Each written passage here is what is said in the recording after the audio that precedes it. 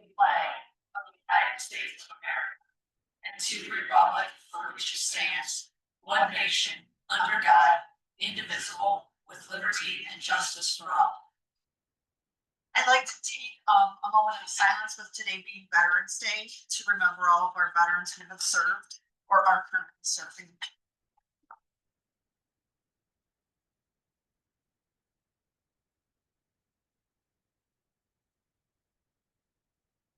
Thank you.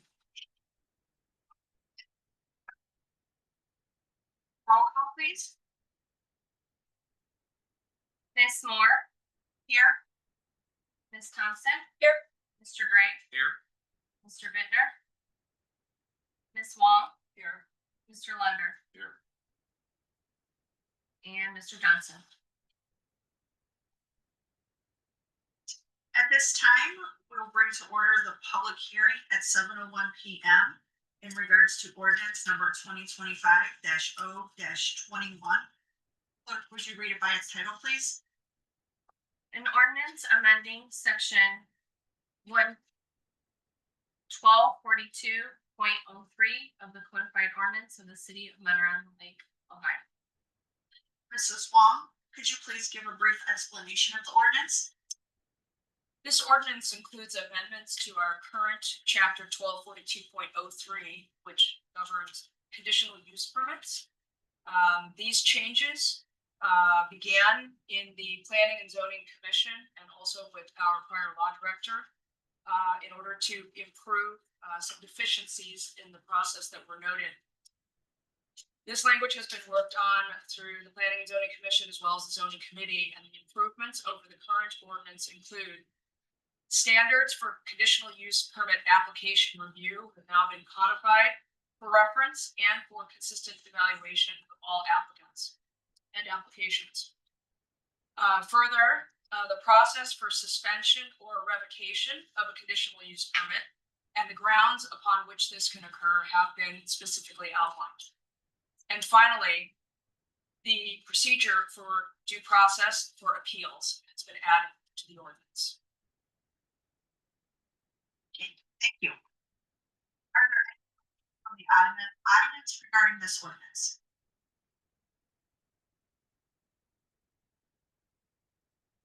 Seeing none, if you would like to speak in favor of the ordinance, please step to the lectern, state your name and address for the record.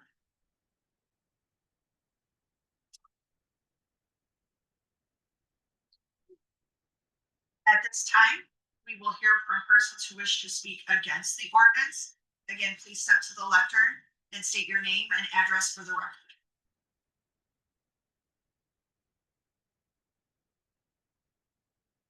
Do any members of council wish to comment on the ordinance?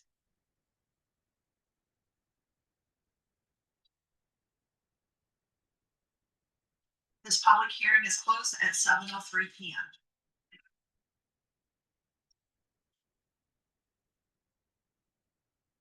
Move on to the approval of minutes from the regular meeting, October 28th, 2025.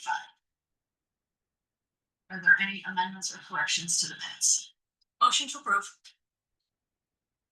Second. Motion made by Mrs. Thompson, second by Mr. Gray. Clerk, will you call the roll, please? Miss Moore, Aye. Miss Thompson, Aye. Mr. Gray, Aye. Miss Wong, Aye. Mr. Lunder. Aye. Correspondence. Do any members of council have correspondence this evening?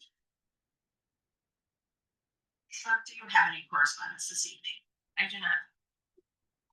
Move on to administrative and department head reports. Good evening, Mayor and Safety Director, Mr. Eva. Good evening, Mr. Moore, members of council. This evening, I would like to start with Veterans Day. Let's honor our veterans today. A day to honor all veterans who served America in war and this democracy. It's a day to remember why they were fighting, and a day for all of us to protect our freedom and the freedom of future generations. I sent a follow-up email today to Ken Kaminsky. I know Ms. Wong had requested expenses for Men Beach Park. I should have them this Friday. Thank you. Kaminsky. I did send an email yesterday to all council members, with the Andrews Road proposed purchase agreement, from Mark Jablonski and Tori Nook. I'm sure once we have a full council, we can take a look at that.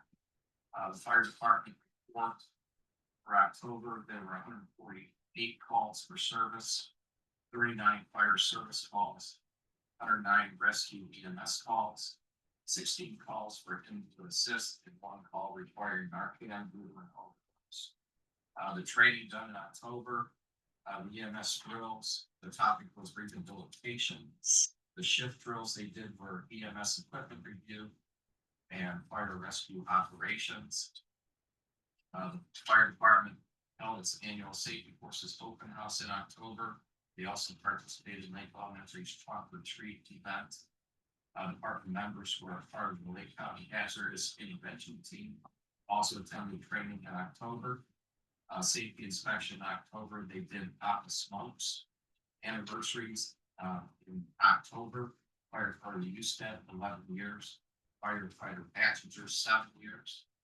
Also, police department, we have a new full-time patrol officer, Sam Gidsick. Sam started with us yesterday. Sam is replacing Neil Tyrell. Neil is gone on to another agency in Lake County. Sam began his field training yesterday with Patrolman Sister Nino. That concludes my report. Thank you. Administrative Director, Ms. Martin. Evening. I just have an update, the pre-construction meeting for the fence is scheduled for next week. Start date completing of the fence is scheduled for December 8th still. And service will be to start taking down the existing fence beginning November 24th. They need enough time to fit the removal into the regular daytime schedule because it can snow at any time, pulling them off the project, and it's also the holiday. So we will send out another letter letting residents know. And the fire annex roof has been fixed. The service garage roof has replacement parts on order and the company's coming to fix that. And then the city hall building warranty organization did get back to me finally, and they said that they only fix leaks. So now I'm having to work with getting a contract at the roofing installer themselves, who told me to go to the right company. So eventually. Are we having any leaks? New No, we have no damage leaks. on There's no issues? leaks, just specifically from whatever that inspector wrote out. So it's another thing is like the other inspector is telling what's wrong and then they say, well, no, it's not wrong. And you know, you get that little bit of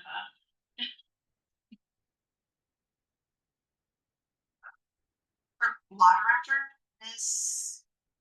It's Ms. Burke, Ms. Burke. initial take. Nothing to report this time, thank you. Good evening, our city engineer, Mr. Parker. Good evening. Just one thing to report, Southland Drive, we've got a lot of progress made, last week. We're doing some grading and adjusting some of the catch basins and inlets to try to make the, more presentable. And, on Friday, we're gonna do, a substantial completion walkthrough. So all of the construction is done, we still need to tidy things up, we still need to plan, grade. But we will do, that will all be done by Friday, that's considered substantial completion, so we'll go through anything that isn't done, needs to be corrected, we put on a punch list for them to correct. The contract will not be completed until next May, so anything they planned out there for May is probably not gonna take. In, during the winter, so that next May they can come back in, replant all the grass, and take care of any of the that wasn't planned. So the contract will never be over. Question, City Administrator Burke this evening. Question. I'm sorry, Ms. Parker, when did you say the paving is done? Last week. Last week, okay. Yeah, cause I know at our last council meeting on the 28th, we were told that if the weather was permitting, it would have been done that week, and I know we did have 2 good days that week, and I was just wondering. We did, but right now, everybody's trying to get their paving done. I think, San Marino did us a favor, found a different contractor that they actually come in and pave, get it done, and they actually work every 1 day. Thank you. Anyone else? Moving on to board committee and commission reports. The ordinance committee met on November 3rd, 2025 at 6:30. Yep, we met at 6:34 on November 3rd. Present were Ms. Long, Mr. Bittner, myself, Mr. Gray. We discussed the holiday ordinance again, ordinance 250.08, specifically section G, where it states holidays can be taken anytime during the calendar year. Some potential benefits we feel is allowing them to do this. It's a perk of their job to be a chief in this position. We would like this written clear to allow all holidays can be used on any day of the year, to include a stipulation that those holidays we pay out would have to be paid back during, if you do the retire. A couple questions we had: is there a down the line financial problem or burden to the city for allowing this? Is there any harm to the city or caused to the city by the police and fire chiefs to take these holidays whenever they want? Our next discussion was on chicken coops. There's currently no explicit law permitting or prohibiting chicken coops. Enforcement relies on nuisance laws. Concerns were raised about grandfathering if zoning laws are changed after coops are established, and the need to proactively define zoning codes to rectify the city vision. Debate continues over whether regulations should fall under zoning or housing building codes, with preference for housing code to avoid zoning grandfathering issues. The group agreed to seek legal clarification from the law director on regarding both existing and new coops and whether the permit process can cover all cases. We also discussed the commercial vehicle parking ordinance and clarification. We reviewed current proposed legislation on parking commercial and non-commercial vehicles in residential areas, focusing on the definition and scope of commercial vehicle and weight-based restrictions. The group acknowledged that the current draft includes more restrictions than existing laws, but no final consensus was reached. Further refinement and discussions are needed. Plans are made to bring commercial vehicle parking restrictions to the Planning and Zoning Commission at the December meeting. Our last topic was e-bike scooters and regulations. The committee discussed the challenges in enforcing speed and age-based restrictions for e-bikes and scooters. Police Chief tested radar loaned from the Metro Parks and LiDAR speed enforcement. LiDAR was effective and 3 units are proposed for the 2026 budget. Parental responsibilities, provisions, and possible consequences for repeat minor offenders were discussed. The ordinance intended as a basis for education rather than heavy enforcement. There was debate about helmet standards and sidewalk speed limits. The committee decided to maintain current ordinance language pending law director review. The committee has forwarded the final draft to the law director for final review and to prepare for legislation for our next council meeting. We adjourned at 8:30 p.m. Were there any other committees that met? Hearing none, we'll move on to open to the public to speak. It is 7:13 p.m. Please step to the lectern, state your name and address. Please remember this is not a back and forth between you and council, but we'd like you to bring any ideas or topics up to us at this time.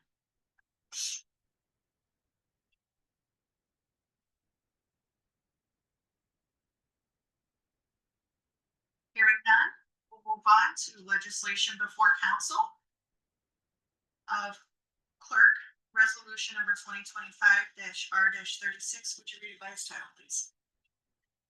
Resolution 2025-R-36, a resolution approving the City of Mentor on the Lakes notice to the Northeast Ohio Public Energy Council, NOPEC, to elect NOPEC's Green Community Choice Program for the city's electricity aggregation program starting June 2026. And I believe we have a couple representatives from NOPEC here this evening. If you'd like to give us a little information on it.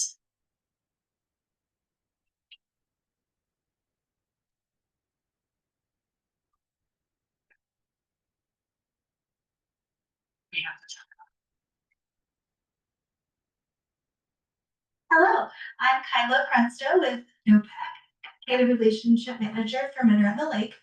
So the Green Community Choice Program enables your residents to acquire the 100% renewable energy at a lower cost than if you were not a Green Community Choice community. And so they will still have the option to do a standard content or a fixed rate, 12 or 24 month fixed rate program. And also they have the option for the monthly variable rate. So by implementing the Green Community Choice Program, the additional fee is only 0.002 cents per kilowatt hour maximum, which compared to those communities that would not be taking advantage of this program, it could be about double that, looking at rates today. And so it will enable your residents that would like to take advantage of the green product to do so at a lower cost. And those residents who do not wish to participate in that, all they have to do is call our care center 24 hours a day, 7 days a week. They're always there to assist your residents and small businesses and just let them know what they would like to participate in. And I'm going to pass to my colleague Deepa. Thank you. Good evening, Mayor. Good evening, everyone. So as Kyla had mentioned, so the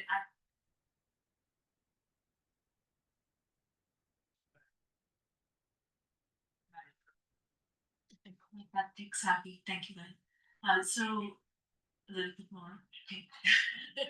So, I want to add on to Kyla's initial information. So the total adder for an average Ohio home would come up to $1.75. And NOPEC has actually, the leadership of NOPEC has really worked very hard to get the adder reduced by our negotiation ability by more than 54% down. So if community, purely with the sake of keeping resiliency and the varying cost in the energy climate into consideration, and also all the benefits that comes from renewable energy in itself. So the adder, as Kyla mentioned, it would only total up to monthly cost of $1.75 increase. So that's what we are looking, and again, 100% Green E certified renewable energy content is what will be provided. Thank you. And just one more reminder for those who might not be familiar, NOPEC is a council of governments. We have 248 communities spanning 20 counties, and we do the gas and electric aggregation programs. And as a council of governments, we negotiate not just the energy aggregation, but also other benefits such as grants to our communities and different support like the Green Community Choice. So any questions? Any questions? I do have a question. Thank you very much, Kyla and Deepa, for coming tonight. I do appreciate you taking the time to be here. I was curious, in communities that are already members of the Green Choice Program during the last cycle, approximately what percentage of customers opted out of green and back into the standard program? Do you have any idea? Adiba? So with respect to percentage wise, there is really no difference compared to the regular community. So that was something that we looked for data for today, so which was very promising. So most communities looked at this as their procurement option choices, and because community members were made aware that they have the power to choose, and providing these options is truly empowering the residents in the community with all the choices in addition to this green option. So whatever is being the typical average is pretty much the average for the Green Community Choice as well. Thank you. Anyone else? So you're saying 100% of all electricity, if we council says we're going green, 100% of electricity being brought to this city is renewable. Yes, sir. Where are you getting it from? So the good thing about our supplier is NextEra Energy, which is a US based energy, and they are the world's largest solar developer.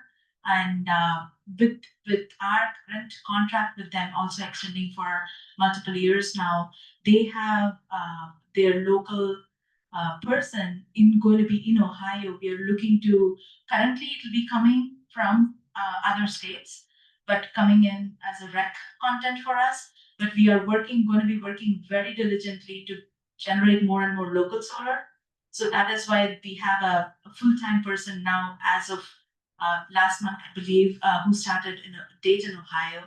We will be extensively working with regional governments to identify sites for power purchase agreements and so on. We'll be very happy to kind of, work with Mentor on the Lake as well if you have, if you want us to take a look at some of those options. So we are really very actively going to be looking at local solar generation, Ohio-based. So that is the goal. Just to clarify, 100% of the who choose remain with the green product would be anyone that chooses the standard product or monthly variable rate or 12 or 24 month rather than the renewable energy content. It would not go toward the 100% product because your residents and your small businesses still have the power to choose. So it's up to them. This would make it the default option, but they could always call and choose another option through the NOPEC programming.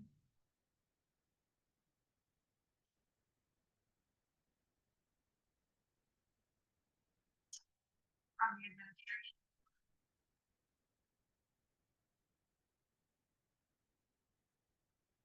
All right, so this is coming in June. So how does the resident? So there are currently two options. For communities that are already committed to 100% as a community, like Lakewood, Cleveland Heights, we have Sheffield Village, we have South Euclid. And again, for communities like that, if you have already committed, then all of the community residents automatically, have the privilege of being a part. But again, the other option that we also provide for the community is if the community does not choose to be a part as a whole, as a default, then the residents can call, which is what I personally have done as a resident of Solon. I have called in and I've logged in 24-month, 100% renewable energy as of last year. So that is also another choice that the residents have. So no cancellation. How will the residents know this is? So by default, everyone will receive enrollment notification letters. And so June 2026 actually marks the electric anniversary period for the aggregation program. And so the letter that you receive in the mail will indicate what the standard offering is depending on the election of council and mayor. So you'll see on the top of your letter and it'll tell you what your different options are. It'll give you the care center number if you'd like to call to inquire about other opportunities. So it won't change any choice or flexibility. You'll still have the same choices and flexibility. It will just make it so that the Green Community Choice Program offers a cap of 0.002 cents per kilowatt hour for that product, which is much lower than if the community did not participate in Green Community Choice.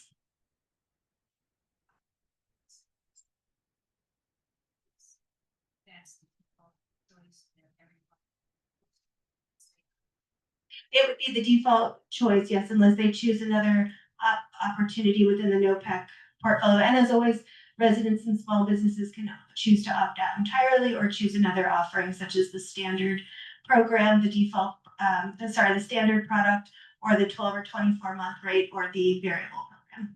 So it doesn't change any of the flexibility there.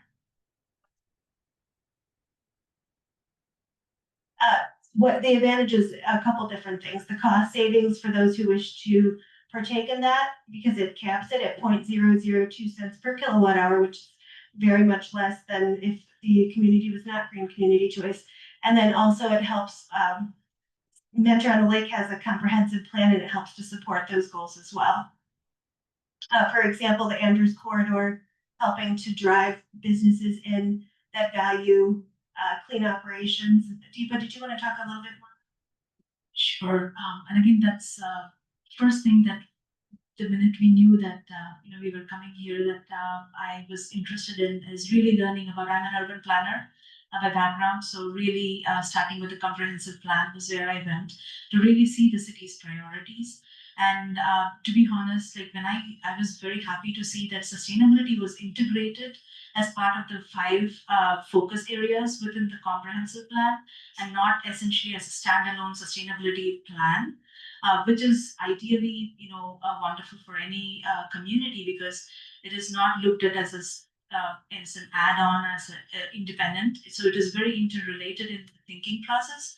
So what I did was really looking at different aspects, economic development. More and more businesses are now committing to carbon-free energy across the country, and really this allows, when they see the city is committed to such level, especially in terms of energy procurement process. Not only does it attract new businesses that are more larger, more committed to sustainability goals. They also look for resiliency. Like more and more we develop local solar, and more we are able to help residents. It really helps in the resiliency aspect, because we now see a lot more flooding, a lot more tornadoes, a lot more challenges. Really, sustainability is nothing but an infrastructure issue. So, really strengthening the infrastructure really attracts more. So, looking at the Andrews Corridor for one, really attracting businesses, and also looking at all the other focus areas, I think it really directly ties to those.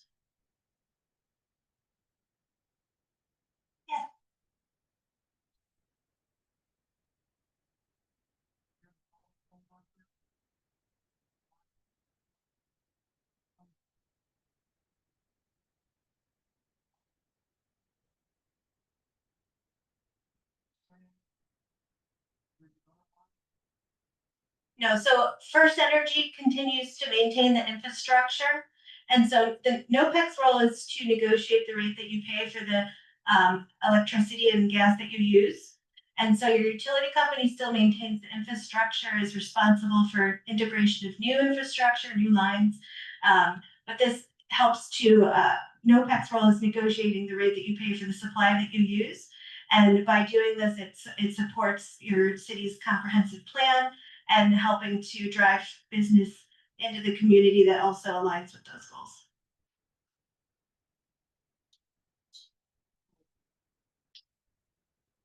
So what happens is it's because directly it is not generated on site. It's not an on-site solar generation process. So we use renewable energy credit. So essentially, it is the generation of solar that happens elsewhere gets retired, and it contributes to the usage based on the city. So the electrons still transfers, across using the same infrastructure, but then it gets that is one of the Green E certified, which is really not duplicating, because we also want to make sure that it is an authentic. It's generated from specific, so there will be specificity on where the renewable energy is coming from.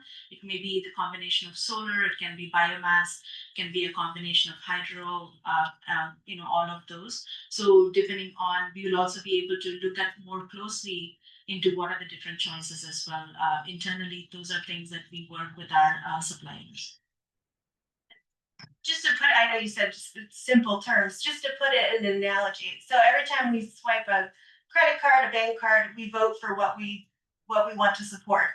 So when we go to a grocery store, when we buy one brand versus the other, we are voting basically what we want to support by how we purchase things. So by participating in this, it's supporting renewable generation, which is then supporting healthier communities and fewer asthma triggers and clean lakes. So basically, by supporting this program, it's the bigger picture is supporting a healthy community. Does that make sense? Yes. Yeah. And so infrastructure maintenance still on the utility company, but when you look at it, the average household about $1.75 a month. That's less than a Starbucks coffee. Far less.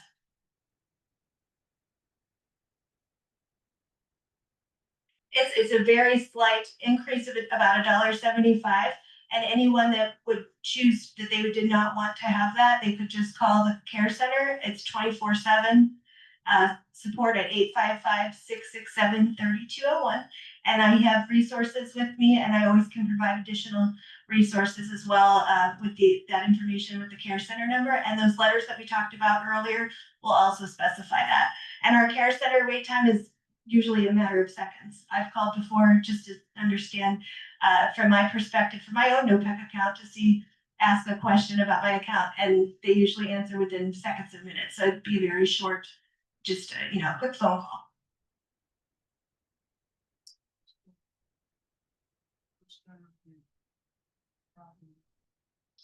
So the way that your utility bill works, your utility supplier, First Energy, always provides the billing for you. And then in the state of Ohio, we're a deregulated state, so you're able to shop the supply portion of your bill. And so by doing that, by being part of the aggregation program, you'll see the charges from First Energy Illuminating Company at the top, and then your NOPEC charges below. Oh, the utility company continues to issue your bill, and we negotiate the rate pay for the supply that you use. And so that's the core of NOPEC, of course, is securing long-term stable pricing. And then this is a program that we have also developed to support healthy communities, green product. I can also add on to sharing like the benefit that you see since the aggregation to kind of mention about deregulated states. So one of the things that I'd like to highlight is, especially in the 1990s, late 1990s, when the aggregation started, our Ohio used to be the second highest in the cost because of, the monopoly that existed.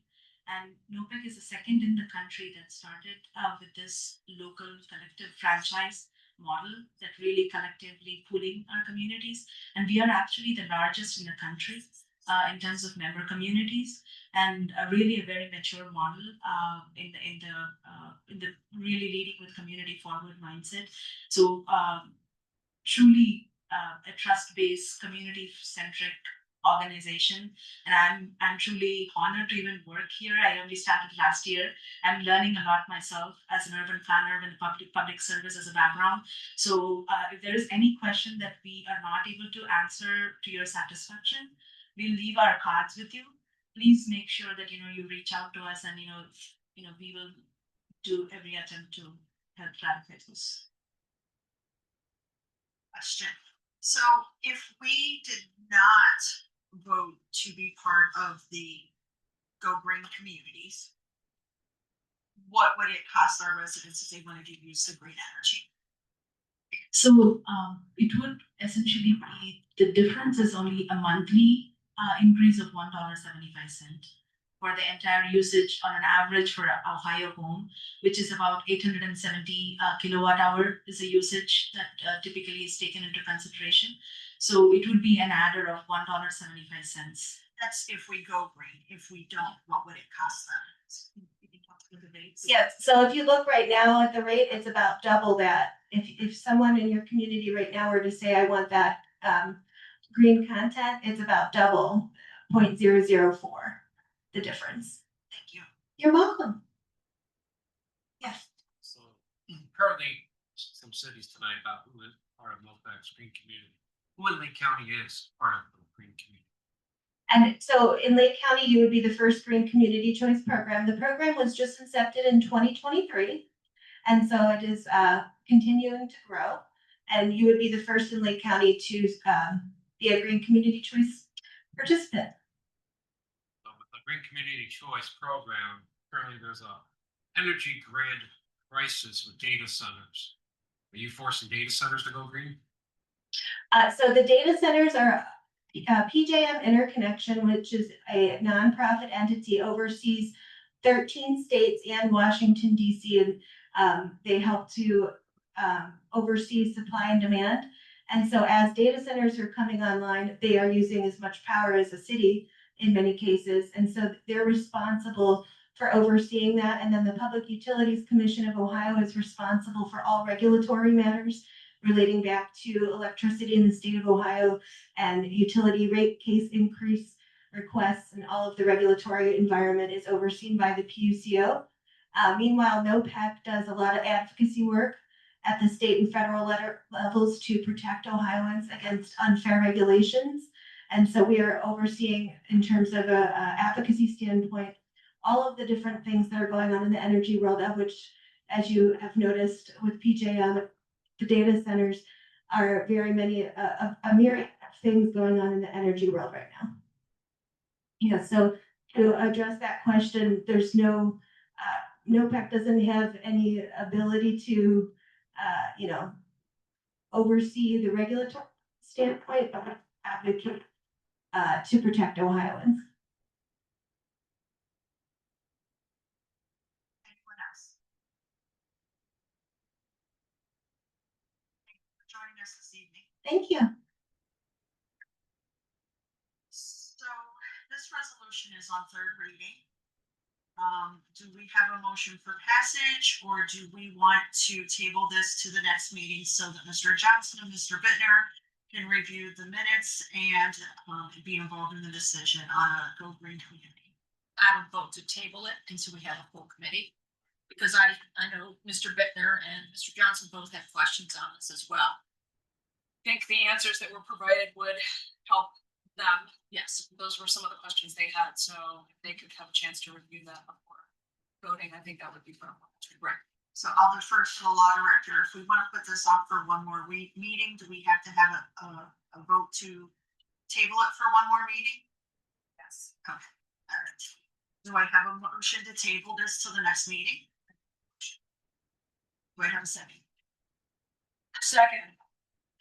Go first with Mrs. Thompson, seconded by Mrs. Wong. Clerk, will you call the roll, please?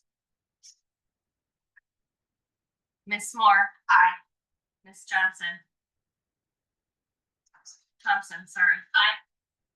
Mr. Gray. Aye. Ms. Wong. Aye. Mr. Lunder. This motion will be tabled to the next meeting. Resolution number 2025 R-38. Clerk, will you read it by its title, please? Resolution 2025-R-38, a resolution confirming the reappointment of Natalie Schulte as Law Director and Assistant City Prosecutor and declaring an emergency. Discussion? I have a question. This actually is directed to our administration, given that we're talking about renewing the terms of the current contract, terms and conditions of the current contract. I was just curious, since April, we had changed the workflow regarding access to our law director, and we're going to reassess how that was affecting payment, or how many hours our law director was accruing in assisting council and the administration of the city with its various needs. Have we, or can you give me an idea of how many billing periods we've gone above our 12-hour per month threshold routine services? Is it happening every month? Is it happening never? I think we have on too much of a housing, but I did get warning that they were basically like trying to just collect and see how busy we were at their end. From their department, like how much we were using then, and how much we were going, so they would be lenient in their billing. So they said that to expect sometimes they're going to charge you a little bit more for the bigger projects, and things take longer, like to do a little bit more research, and they told that's what they said. But the dollar amount in the is not changing, like nothing in the contract is changing as in how much they're gonna charge us for the same services that we already have. And you still get 12 hours, still $3,000 a month, and it's still $275 per hour for if they go above and beyond. Okay, thank you. I'd like to go through a second reading on this, so we have a full council. Second reading for full council. No motion for suspension. We'll move on to our next resolution. Resolution number 2025-R-39. Would you read it by its title, please? Guys, you have to vote on this. No. Resolution 2025-R-39, a resolution confirming the reappointment of Jeanette Luchasco to the Parks and Recreation Board. Discussion. Any motions? I've suspended the rules on this. Jeanette's been on this board for some time now, so we know what Jeanette does. I just suspended. I'll second. Mr. Leonard's first to suspend the rules. Ms. Thompson has made a second of that motion. Clerk, will you call the roll, please? Ms. Moore, No. Ms. Thompson. Aye. Mr. Gray, No. Ms. Wong. No. Mr. Lunder. I'm just gonna share my thoughts on this. I will be exiting council at the end of the year. Mr. Johnson and Mr. Bittner will be retaining their seats on council. So I would defer to the next meeting when Mr. Johnson and Mr. Bittner will be back because they will be the council members that will be working with them next year instead of I.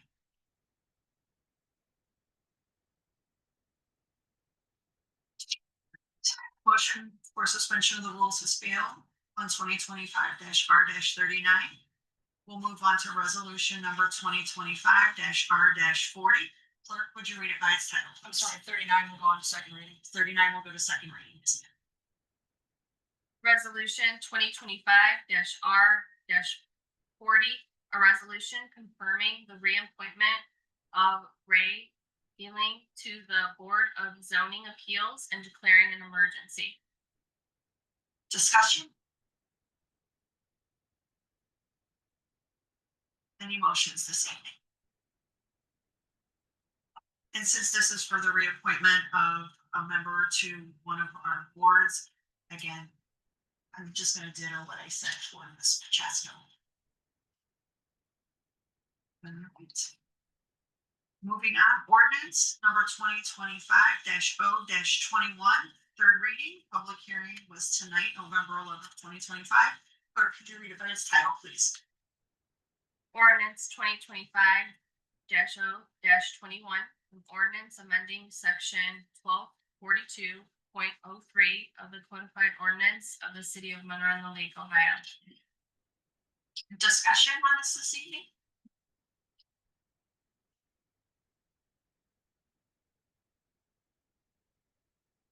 I would just say that, as the chair of the zoning committee, a lot of people worked very hard on looking over this entire ordinance and changing the deficiencies that were noted to us, as well as improve the overall process to ensure fairness. And I think this represents a great improvement over what we have now. A manner of housekeeping to keep our ordinances current and relevant. I would encourage all members of council to consider voting for passage when we do take a vote. Thank you. Anyone else? Do we have any motions this evening? Given that this is a change in zoning ordinance, again, I appreciate the fact that we had to have a public hearing on it. That was tonight. I would move to table the vote on this to the next council meeting. Again, given that should receive the vote of all members on council. I think we should ask law director if we can't, because we have to have a public hearing on this. Must we vote on it the same?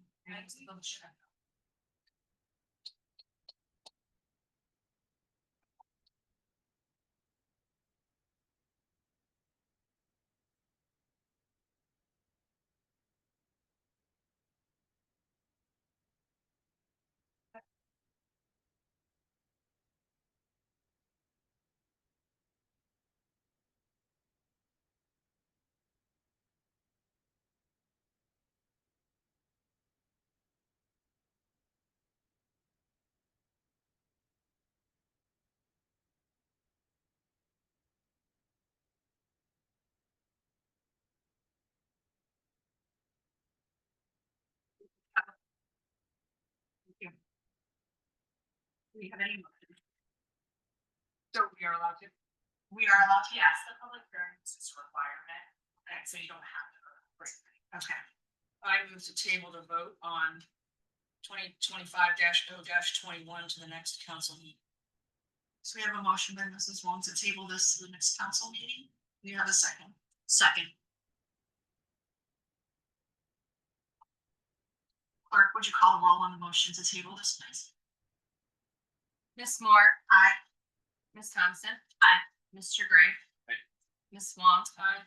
Mr. Lunder. This would be tabled to the next meeting for a vote. Old business? We have nothing on the agenda. New business. Any topics for new business? Seeing nothing, we'll move on to our second open to the public to speak. It is 7:45 PM. If you'd like to speak, please step to the lectern, state your name and address for the record.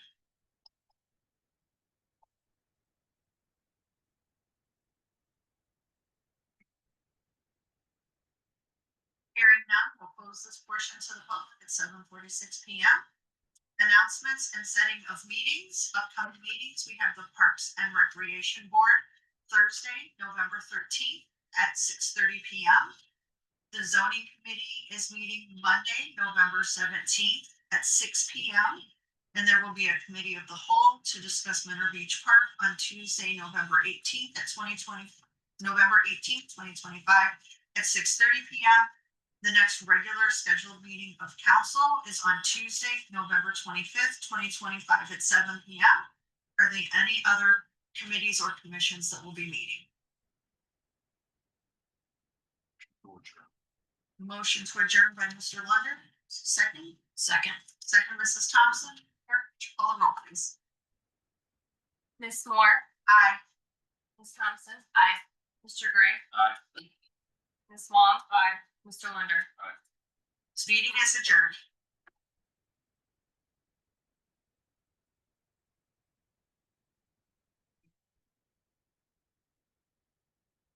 Click on this one.